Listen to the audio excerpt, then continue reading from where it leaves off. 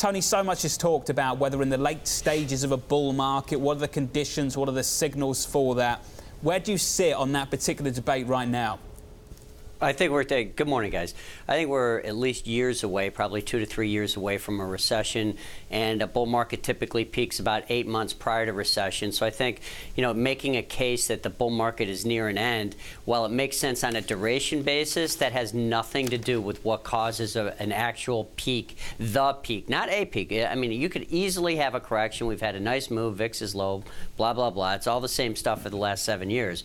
At the end of the day, it's the most important factor that creates a bull market, the peak, and a recession is an inversion of the yield curve, which is Fed-driven. Fed policy dictates what an economic cycle does, not time.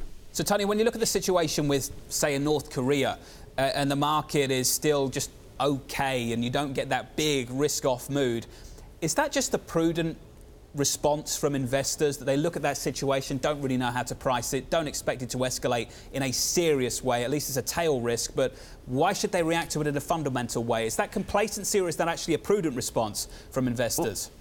Well, I don't know how you're supposed to trade a nuclear war. I'm not sure I would know how to do that. If that's the case, then the bull market call is wrong.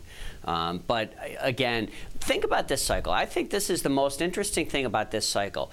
Go ahead and think of anything that could have happened this cycle short of an all-out global war, outside of the war on terror.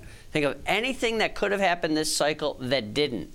And we still have not gone into an economic recession, not just globally, but in the U.S. And I think that is the most important point. We keep throughout the last 7 years, I hear people call for a bull market peak or a recession, or it's different this time. It's not different this time. It's Fed-driven, it's credit-driven. Credit remains sound, and the Fed remains accommodative, even with recent hikes. Now, this will end badly sometime. There's no question about it, but that phrase has killed more portfolio managers' performance than any other phrase, because by definition, you consider it far too early.